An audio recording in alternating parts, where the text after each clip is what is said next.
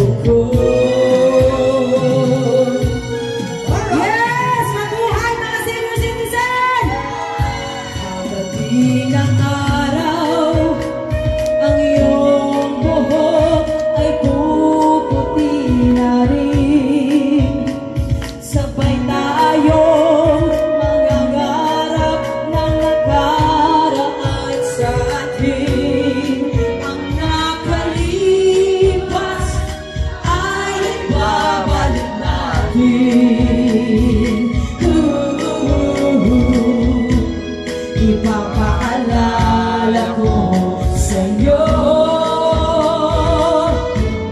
ang aking pangako na ang pag-ibig ko'y laging sa'yo.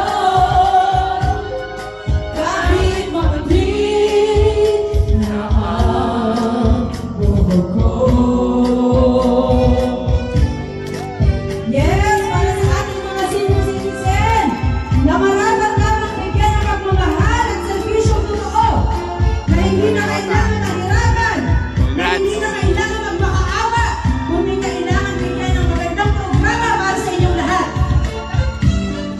Ang nakalipas ay ibabalik natin.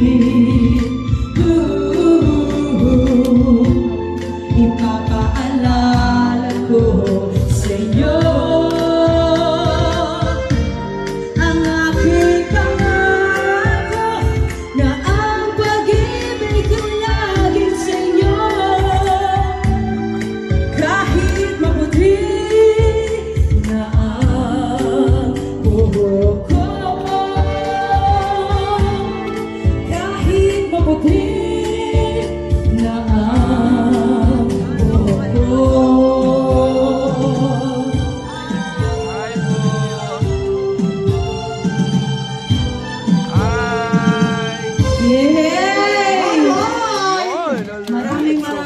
aking salamat. Hindi ko po maintindihan ang aking nararamdaman. Pero yung kaligayahan po na ibinibigay ninyo sa akin ay wala rin pong kapalit. At lahat po ng aking itutulong ay baliwala po yan sapagkat maliit na bagay lamang. Pero yung pagmamahal na ibinigay po ninyo para sa inyong mga pamilya at sa mga anak, yung mapag-aral lamang po kami at pakainin sa araw-araw, napakalaking bagay na po.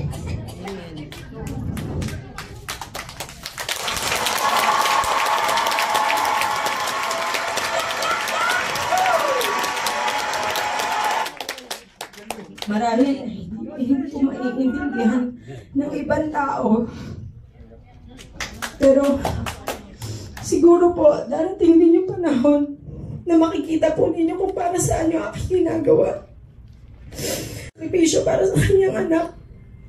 Ako po ay inyong anak na nagpapasalamat at nagsasabi na wala pong pagkakamali sa totoong taong nagmamahal at sana lagi po ninyong isipin na ang lahat ng bagay ay may magandang dahilan.